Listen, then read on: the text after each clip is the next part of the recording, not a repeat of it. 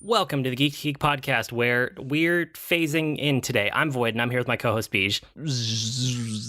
That sounded kind of like your lightsaber noise. Today we are talking about the MCU because I've been rewatching it, and I had a bunch of thoughts that I just kind of get out there. I'm not done. I'm well into phase 2 of the MCU, and I'm very much on track to finish all of it before Infinity War comes out.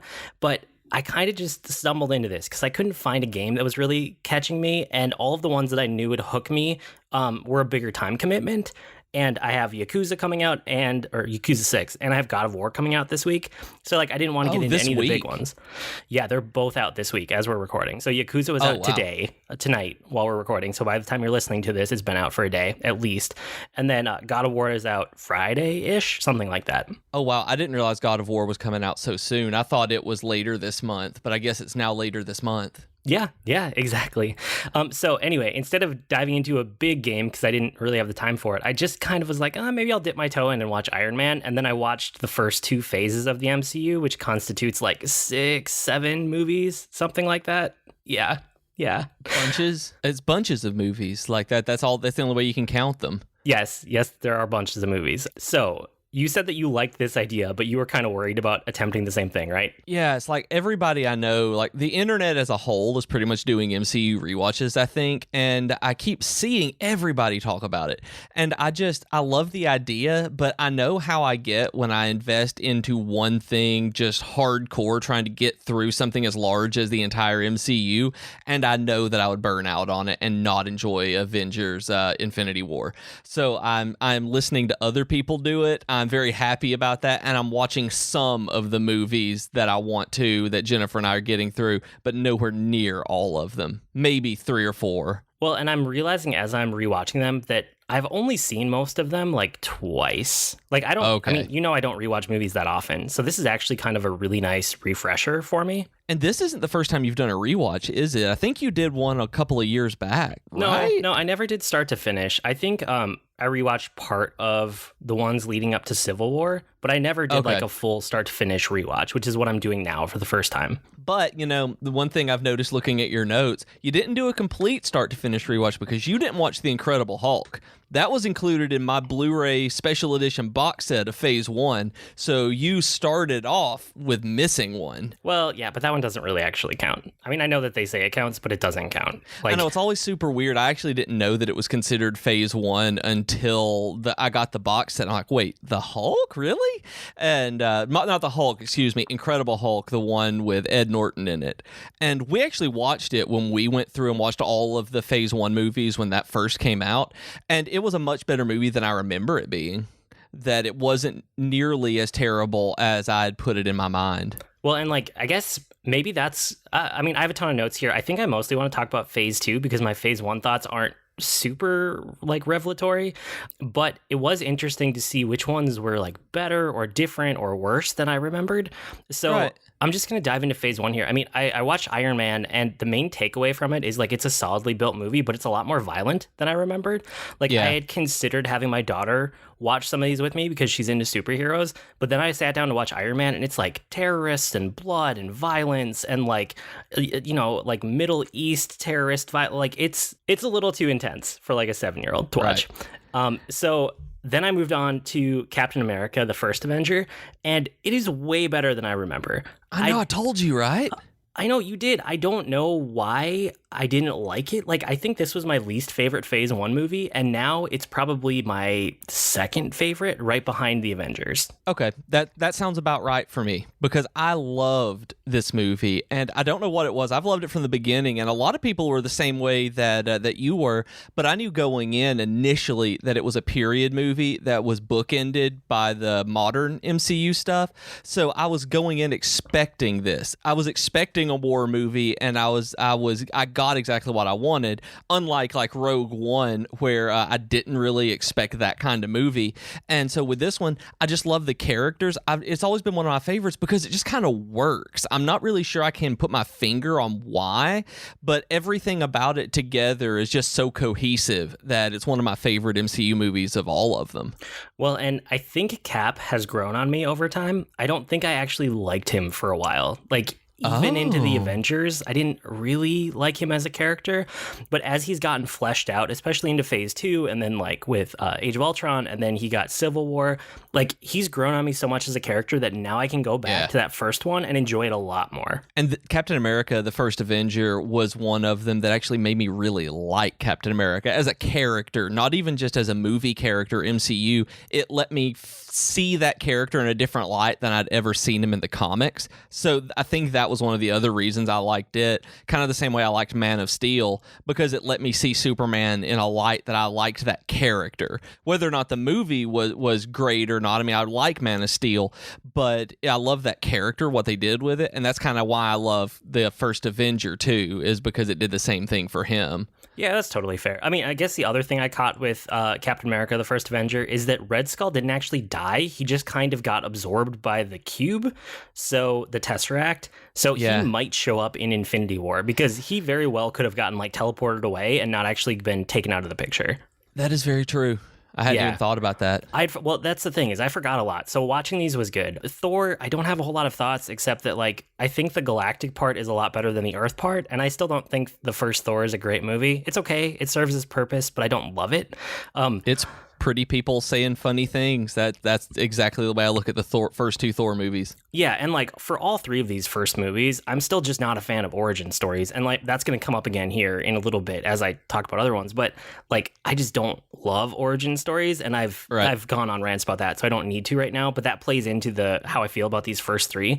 But then Iron Man 2, I liked it more than I remembered, and Sam Rockwell as Justin Hammer is such a good performance. And that's like literally the only note I have about Iron Man 2, because besides that, it's just kind of, it's a superhero movie. He fights someone with his same power set again, but he's so good as Justin Hammer. He is. He's really good. And apparently he's a super nice guy, because the dude, as you're watching it, when they're doing his attaché, the one with the helmet, like the droid heads, when he says, try to put this helmet on, and he tries to hit it on his head and he won't do it, that guy's from my hometown here, the town I live in. His name's Jack White.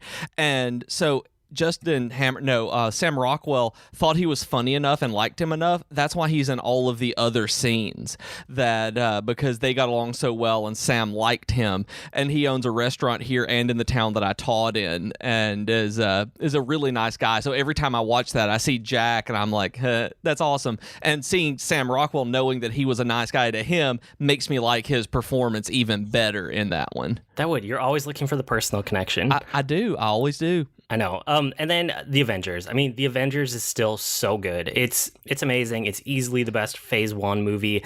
It might be, I mean, it's one of the best MCU movies still. Like, it's so good. And I have a feeling it's tying into Infinity War as well. I have a feeling that Tony is going to finally go through with the sacrificing himself thing. Yeah, I wouldn't be surprised. There's a lot more through lines in like Iron Man 2, and like Avengers, and then Iron Man 3 than I had noticed before. There's a lot going on with Tony that, I think it must come to a conclusion in one of the Infinity War movies. But I mean, we've talked about the Avengers at length before. It's fantastic. Like, as a movie, it's just a fantastic movie. But that's kind of like the end of Phase 1. And like you said, I missed the Incredible Hulk, but that's okay. Phase 2, I had a lot more thoughts about, just because I don't think it works as well. I think they figured out how to do the origins, they figured out how to tie them together, and then they didn't really know what to do next, is the feeling that I get going back to these movies. Would you say that's accurate? I feel like this one is kind of like that, because I see exactly what you're saying, but it's almost as though they're trying to start producing it at this point. This is where they realized, okay, what worked in Phase 1, so now let's put all of these through lines for the next 20 years, and they almost got ahead of themselves to start out with. Yeah, like they got caught shifting gears, and the first couple ones here are really rough with Iron Man 3 and they take Thor. A stutter. Yeah, they definitely do, because Iron Man 3 and Thor: The Dark World are easily the worst movies in all of the MCU, and they were right at the beginning of Phase 2. And then I think Age of Ultron is in there, but we'll get there later. I won't dwell on it. But I like Iron Man 3. It's one where it is not that great, but I like it. I don't. I want to enjoy it more than I do. There's so many things in it that just doesn't feel cohesive. There's like PTSD. There's the Mandarin who's not actually the Mandarin. He's just an actor. And then there's this like lame villain explodey blood DNA thing that makes them hot and melty. And then they also try to tie in like politics and the president and oil and terrorism again, which wasn't really part of the second one, but they're going back to the origins of the first one. And then there's like the flimsy suits. Like he's gone and made, I mean, like as a coping mechanism, he's made 42 different suits by this point. And they just fall apart in this movie in a ridiculous way that never happens in any of the Avengers movies or the other Iron Man movies. They're just like disposable, basically. Yeah. And like that's, I mean, I think that's the most ridiculous part of the movie is the way that the suits are treated. I mean, with all the rest of it being bad also, but that might be the part that like bugs me the most for some reason. I have two issues with Iron Man 3 that keep me from like fully like getting into it, is that the very end of it, whenever he gives up being Iron Man, is never addressed again. They don't even talk about it in what's the next one he's in? Is it Age of Ultron is the next one he's really in? Yep. Like they don't address it. All of a sudden he's just Iron Man again. And it's just like, well, okay, I guess Iron Man 3 didn't matter. And then I know I've ranted about this before, so I won't do it for a long time, but I have to bring it up. The stupid people not getting any idea of what the South is. Like the location scouts didn't apparently do any work because the place where he crash lands is in Jackson, Tennessee, and it's all snowy, and Jackson, Tennessee has never seen that much snow like ever.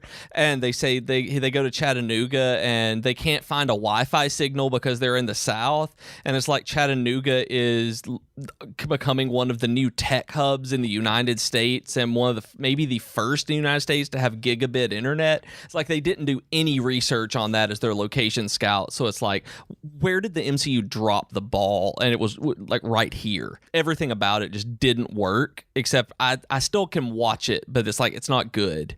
Yeah, and I mean, I really do think the start of phase 2 is kind of a big stumble. I don't think people realized it as much at the time, but looking back at the movies we got before and after and how good they are on both sides of it for very different reasons, phase 2 just does not work as well as the rest, except for, I think Guardians of the Galaxy is a big exception there. True. But the other ones just don't work as well as the rest of the MCU. The other thing with this one is that I fast forwarded through like half of it. Which one, Thor or Iron Man? Iron Man 3. Okay. So I watched the beginning and then I skipped like half and then I watched the end because it doesn't actually matter. Like, not that much happens in this movie that matters, and most of the middle has no impact on the story at all. Yeah, that's true. It doesn't. Yeah, I gave myself kind of my own editor's cut of that movie.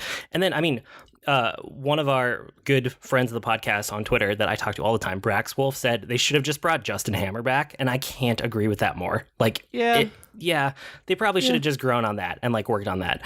I think they did Extremis because people wanted, like fans wanted that story told, and then they didn't do it right. That it was one of the most popular Iron Man stories, and I didn't like it in the comic though. I didn't think it was terribly interesting then, so I didn't think it was terribly interesting in the movie either, but a lot of people liked it in the comic at least. So next is Thor the Dark World, which for my money is the worst movie in the MCU.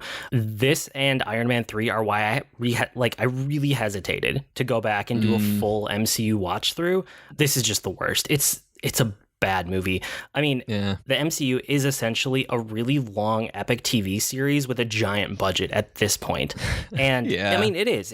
Yeah, it is. That's a good way of putting it. Thor the Dark World feels like a filler episode in the worst way. And you know how I hate filler episodes. Yeah. It just really gets on my nerves. And the other thing is, like, I'm noticing the MCU does not do politics well. Like, every time it tries to touch on politics, it kind of fails in interesting ways. And a lot of Thor 2 comes down to politics between realms and like what constitutes war or not war, or oh my gosh, we're on the bad side of the Dark Elves. Like, whatever. Like, they're not good at telling those stories. They shouldn't do it. So, which they rectified in Thor 3 because all of a sudden there was a super bad villain that you could be afraid of for the first time in the Thor movies. Yes, that's true. Maybe in the first time in the MCU, to be fair, because they have a villain problem. Well, and I'm actually, that's a whole different discussion that we probably don't have time for tonight. The thing I'm kind of struck by rewatching these is how much each movie adds to the MCU, except for Iron Man 3 and Thor 2. Like, a lot of the other ones, even if they're tangentially related and they stand on their own, like Black Panther, for example, it very much stands on its own. You don't need to see any other movies. But if you have, that movie adds so much to the MCU. And almost every movie in the MCU does that. It expands it in an interesting way. Iron Man 3 and Thor 2 do not do this. Iron Man 3, the only thing that matters is that Pepper and Tony have more of a real relationship. Like, that's the only takeaway you need from that entire movie. And that's actually my favorite part of it. That was actually why I like watching it, is because of Pepper and Tony. Yeah, I mean, and that's fair if you really like those characters, but it's like, that's all that it adds to the whole MCU. And then Thor 2, the only thing it adds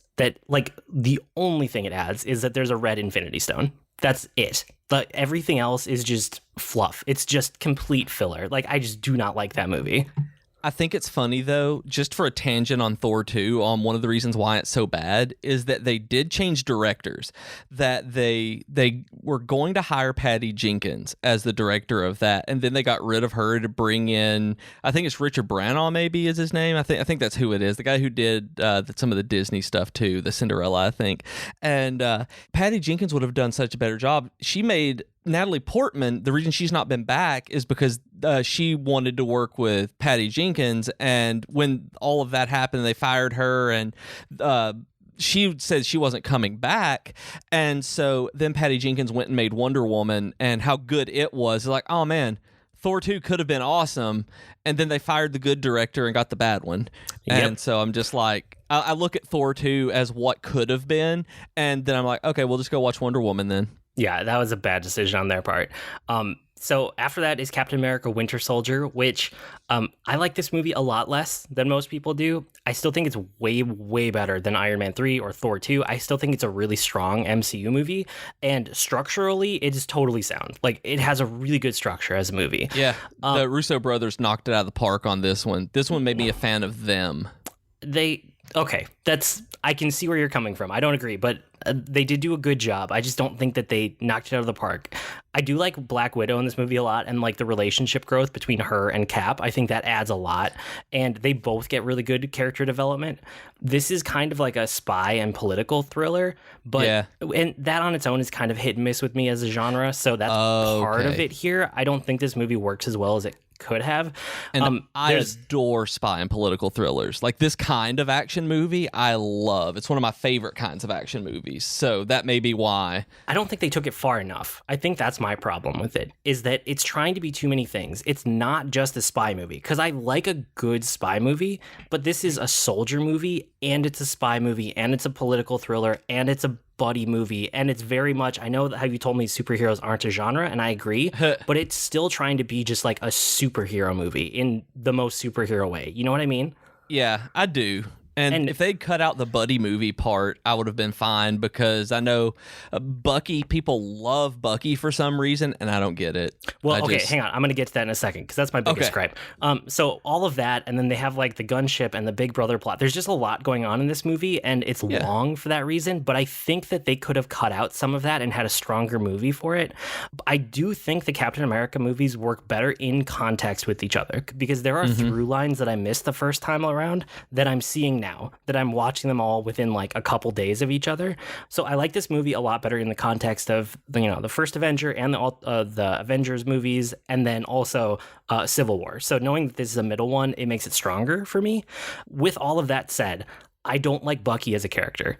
I think that he's not interesting, and everyone I talk to who defends him is like a comic book person.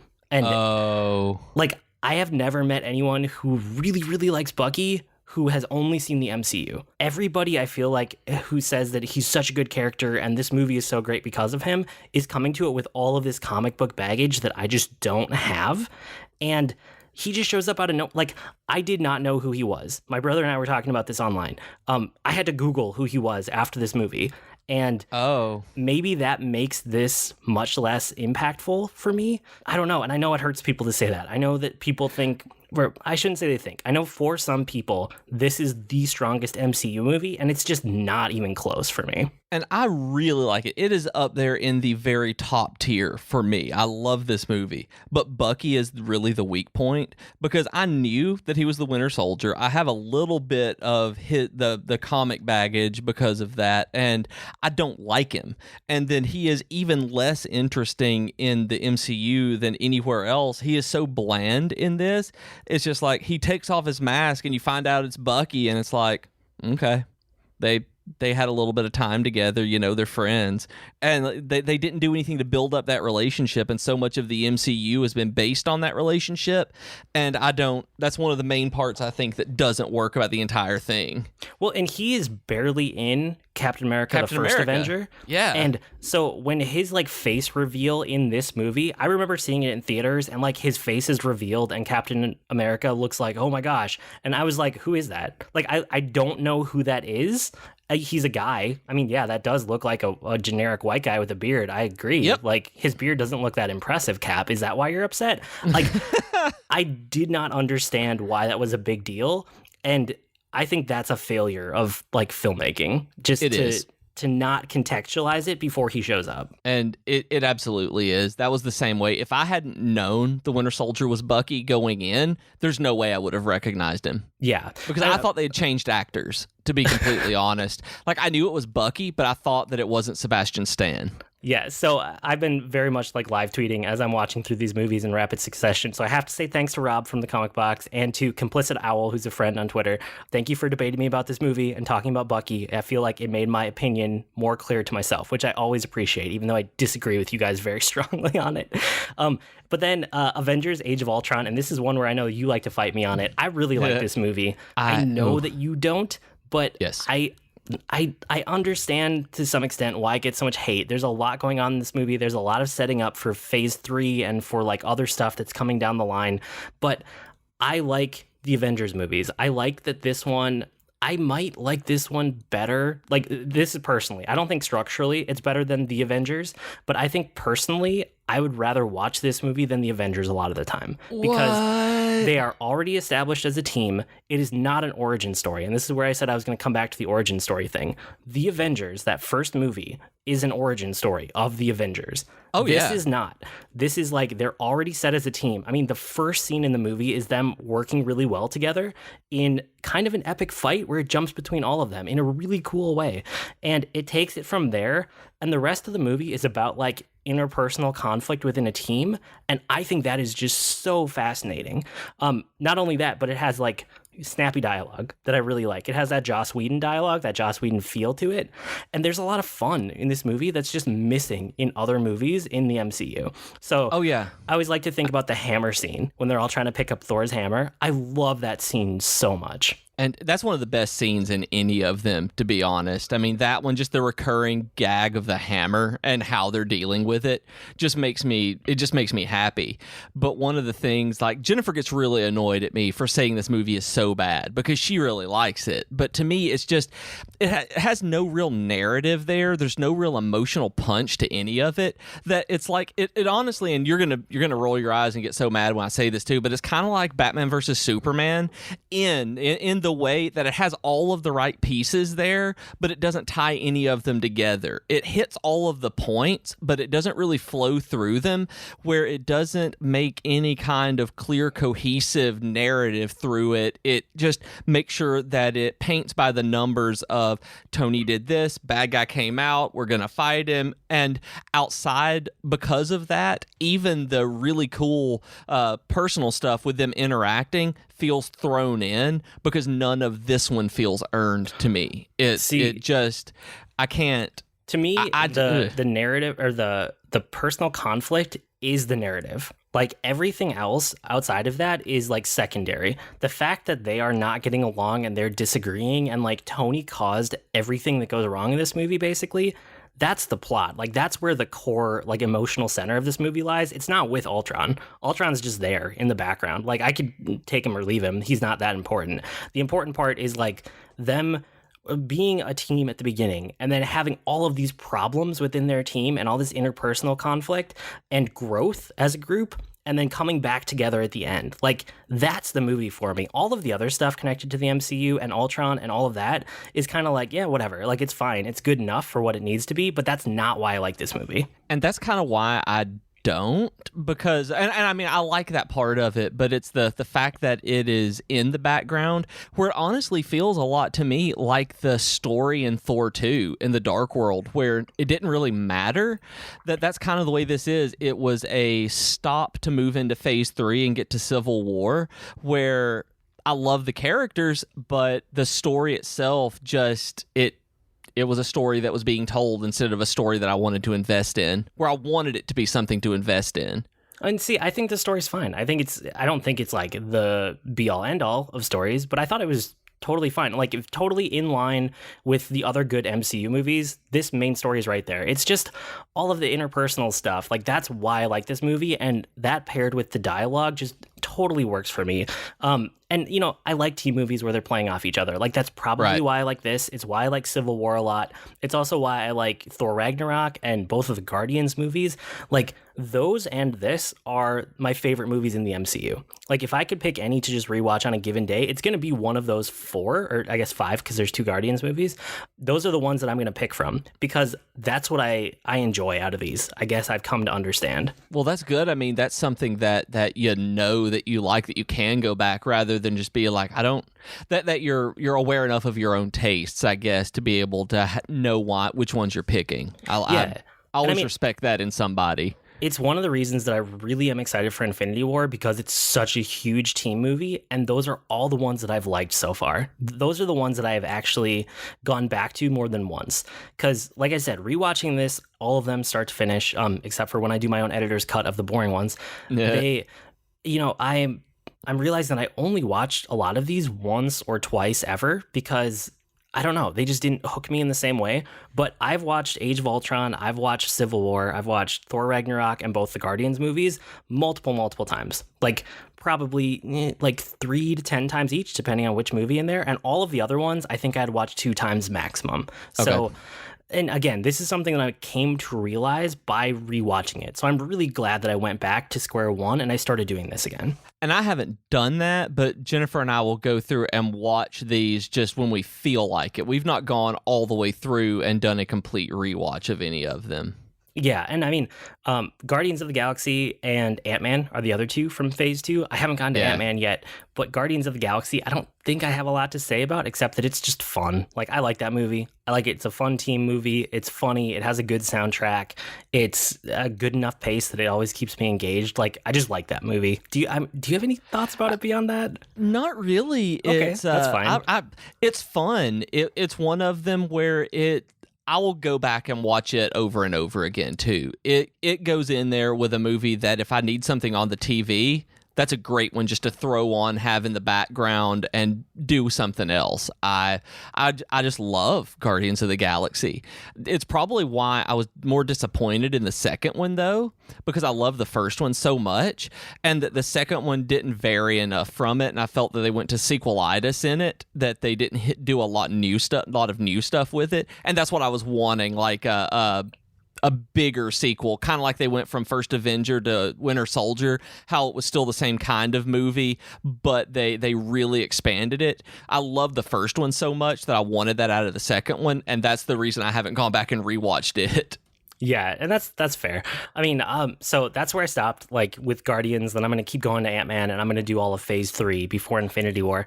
But we are, again, behind the scenes here, like we do every once in a while. We're recording 2 episodes tonight, and then after that, the week that we're back is going to be Infinity War, and then we're going to have a ton of Geekery to catch up on because we're working ahead here. So I don't think I'm going to come back and do a full episode on Phase 3 and my thoughts about it, because they're going to be a little out of date at that point. Although I have been talking to Rob, and I might jump over to the comic box and do a full episode with him, because he is also rewatching all of the MCU. So if that happens, I will let you know for sure. That's probably it for the main topic. Our geeky offer of the week, really quick. You can always go to audibletrial.com/geek2geekcast and get a book on us. You can get a 1-month free trial, which includes a free book. Then you can cancel it if you want. Doesn't matter. Either way, it helps us out, and you get a free book. Our recommendation this week is Head On, which neither of us have listened to or read yet. because it literally came out today, but both of us are excited. It's a Scalzi book. It's a follow-up to Lock-In, which both of us really liked. So we're recommending it in the blind. If you're interested in Scalzi and you've read Lock-In, go check out Head On, because we're both anticipating it being good, I suppose. Yeah, we both got excited when we got a notification that it was released today. And if you've listened to the podcast before, you know that we don't pay attention to when books are coming out, so we get surprised. So we got surprised, so surprised for you too. Go get it, and so will we. Yeah, and we always like to say hi to everybody on the network, and you should listen to them if you're not. I know Geekitude this week, they're doing an interview with the author of A Geek's Guide to Cross Stitch, so I'm actually really interested in what they talked about. Yeah, Tea Time with Katie and Chelsea, they did like a deep dive, like a book club on Warcross this week. The Comic Box with Rob, he did an Infinity War prep part 2, which he's getting into a bunch of the really, I don't want to call it funny, it's really interesting Thanos stuff with the Infinity Gauntlet from like the early 90s that is just kind of very 90s comics, but very good context for what's going to come out in Infinity War, I'm sure. And then a non-network shout out, Beyond Boss Fights is back. And yay! Yeah, like I mentioned earlier, Brax Wolf is a fan of the show. No, not a fan of the show. He's a friend of the show. And he's a friend of the show, yeah. He's one of the guys that goes way back to blogging for both of us. Well, his podcast has been off the air since 2016, and they just released their first episode. Back again. Yes, so they are back. So if you have never checked out Beyond Boss Fights, it's not dissimilar to us, but they focus on different topics, and they're probably each about 10 years older than we are. So if you want a couple geeky guys talking about geeky things every week, maybe a little bit more towards the IT side, maybe a little bit more towards the MMO side, and 10 years older than we are, go check out Beyond Boss Fights. I highly recommend it. Yeah, super good, folks. With that, it's time for Weekly Geekery, where we share what we've been geeking out about this week, and we split our Geekery into 2 because we're recording 2 episodes back to back here. Why don't you go first? Before you dive in, do you have any important cake-related updates? I saw this in the notes and I laughed so hard. So yes, I do. After the cake weekend, I started feeling pretty bad. All of my runs that week were really terrible, and my wife kind of looked at me, and in the nicest way possible, she told me that I needed to eat more real food instead of subsisting on oatmeal, Cheerios, Frosted Mini Wheats, and Lenny and Larry's protein cookies, and that I needed to have, real food.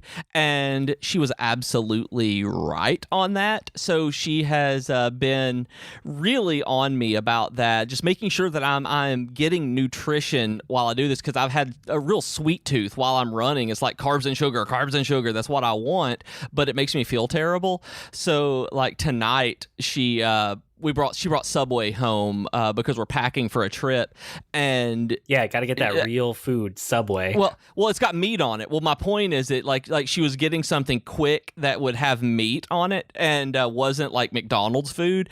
And the text I got was, "What do you want from Subway? Spoiler, something with meat on it." And I just laughed because because it was like, yeah, she's making sure to take care of me because there's no way she's letting me go run these races at Disney and feel as miserable as I did last week after subsisting on cake and Cheerios. That's probably a really good idea. Yeah, she takes care of me. I'm very lucky. And then, I guess my other geekery, the only other thing is I've got my races at Disney this week. I've been prepping for them. I signed up for the races in November, and I've got my Star Wars 5K, 10K, and half marathon on Friday, Saturday, and Sunday of this week. As you guys are listening to this, I am driving down. I've probably just arrived at Orlando at the hotel, and I'm going to start getting ready and Star Warsing out for the next few days. So I am mega excited about this one. Getting like 7 medals and my second half marathon ever and the first in like 3 years. So I'm pretty stoked to finally be getting back into that level of fitness that I was at 3 years ago before injury and anxiety and bad job stuff and career transitions. Like I'm in a good place, and a lot of it is because of Star Wars and Disney. So I'm really excited that that's culminating this weekend. Dude, I'm super excited for you. I'm really excited to see. I'm sure you're going to text me with everyone. So I gotta know how it goes. Oh, and I've also speaking of that, I bought a cheap action camera on Amazon that was like $30 that does pretty decent enough like still photos and stuff that I'm going to put in my pocket and just take random snippets of things while I'm there. So I'm going to try to put something together really terribly just to have some geeky stuff to show around with all the Star Wars stuff. So I'll have a lot to show you and talk about. Yes, keep an eye on social media for BJ at Professor Beej on Twitter and other places, because I'm sure you'll be posting a lot of stuff. But that's also why we're double recording tonight. So when you guys are listening to this, if you're listening right near the time it comes out, he's probably on his way down there. And then if you're listening to the next episode right when it comes out that we're recording immediately after this, he's on his way back still. Yes. So, yep. That's why we're double recording. Yeah, exactly. Cool. No, I'm excited to hear about those. And this is another reason that we're going to just do a pure Geekery episode on whatever, the week after Infinity War, because I got to hear the debrief on the races when we get to that point. Cool. This week I finished Assassin's Creed Origins, which I talked about the last week or two in a row. I'm glad that I played it. I'm glad that I beat it. I just hope that the next Assassin's Creed game picks a better location and fixes some of the mechanics that really bugged me. Like, I want my assassin to feel like an assassin again. I should not be able... Did he not in this one? No, and I think at the core, that's the thing that bugged me the most, was that, like, if I played it stealthily, I could sneak up on people, but, like, if you weren't high enough level, which is very arbitrary, then when you snuck up on somebody, you couldn't instant kill them. No matter, like, how stealthy you were. Like, you can stab them right in the neck, and they would just be like, oh, yeah, I lost some of my health, but I'm a higher level than you are. So... I mean, that at its core was the biggest thing that bugged me. I hope they make assassins feel like more assassin-y again next time. So we'll see. It'll probably be another year. I mean, that's a valid concern. Did you go through any DLC as you went through it this time? No, I just wanted to main path, like critical path it, so I could say that I had finished it, because it was bugging me that I had a main Assassin's Creed entry that I had not beaten. So it's done now. It's uninstalled from my hard drive. It will not be back, but I'm glad that I went back and beat it. And I was not hate playing. I was enjoying it. Just enough. Just enough to get through it.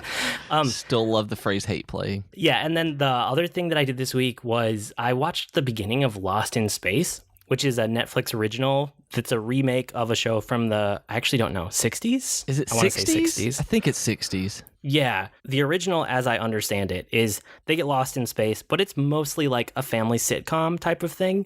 And it's more about like the playful fun, like family getting together on a, strange space place. And this Netflix original remake, it is a sci-fi thriller, but it also has that kind of family bonding feel-good tinge to it, which is really interesting. I like it a lot. I think BJ is doing research right now. I see him writing, so he can report back here in a second. It was the 60s. That's what I was looking up. It was mid 60s. Okay, cool. So I really like that though, because I've seen some clips from the original, and it's just a little too hokey, a little bit too like, family bonding, feel good type of Brady Bunch, almost. Not quite Brady Bunch, but yeah, but it has that feel. I've seen a bit of the original on, honestly, Nick at Night and things like that growing up, and that's really what it feels like. It's one of those, and it's good for what that is, but if that's not your thing, it's not your thing. Yeah, and it's not my thing except in very specific circumstances, like Fuller House, that first season. I was like, yeah, this is perfect. But Fuller House every season, son. I think I'm a couple seasons behind now at this point. Oh, man, I loved it. We watch it the weekend it comes out. But I really, really like Lost in Space as a sci-fi show and as a thriller. Like, I was not on the edge of my seat, but I definitely felt like the tension in the first couple episodes and like legitimately feeling worried for the characters, like they were in legit danger, which you don't get a lot of the time in shows. But then, yeah, it just had just enough of that like family feel-goodness to it that was kind of nice too. So I'm going to watch more. I think it's only like 10 or 13 episodes, and I'm 2 episodes in right now. Great. Like, I didn't know it was out. I knew it was coming out, and when I saw it in your Geekery, I didn't know that it was out. I thought this was I'm looking forward to this kind of thing. But no, that's great. I can't wait to dig in on it myself. Yeah, I'm super excited. That's probably it for this week because we have to record another episode right now. But you can write to us with comments, suggestions, or feedback. Our email address is geek2geekcast@gmail.com, or reach us on Twitter @geek2geekcast. We also have longer discussions on our threads on the subreddit at reddit.com/r/geek2geekcast. And we're on Slack too, so go to slack.geek2geekcast.com for your invite. And we're also part of a podcast network like we mentioned before, so head over to geek2geekcast.com and see all of our shows. I blog at angrymushroom.com grnmushroom.com, and you can find me at grnmushroom. That's green mushroom without the E's on Twitter. I'm on Twitter as @Professor Beej, and you can see all of my Disney and related running stuff at runningshoes.tv. Nice. I'm looking forward to it. We've been Void and Beej with your Geek to Geek podcast. That'll do it for this week. See you next week, geeks. Bye, geeks.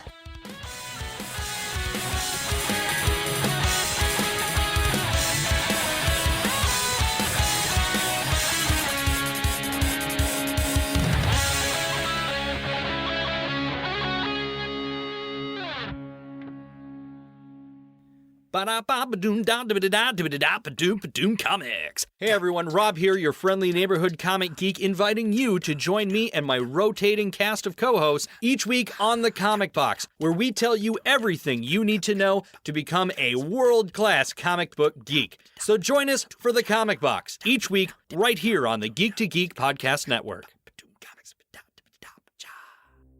Hi everyone, I'm Katie. And I'm Chelsea, and we are the hosts of Tea Time with Katie and Chelsea. We are two best friends who love pop culture and talking about pretty much whatever we want. Katie! Yes? Stop thinking about Zac Efron and tell our future listeners what some of our latest episodes have been about. Well, we've talked about Zac Efron. No, get it together, Katie. Fine.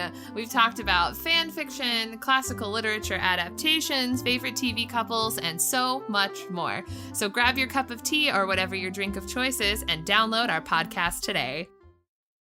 Hi, my name is Joe Hogan, and I'm a geek. And if you're currently listening to this, there's a good chance you're a geek too. So check out my podcast, Geektitude. Each week, I talk with somebody about their geek aptitude. Sometimes I talk to people in a geeky profession. Sometimes it's someone doing something really cool with their geekiness. Often it's another geeky podcaster. But it's always someone who wants to share their inner geek. So join me each week as we come together to geek out about all the geeky stuff we love. And remember, this week, keep it geek.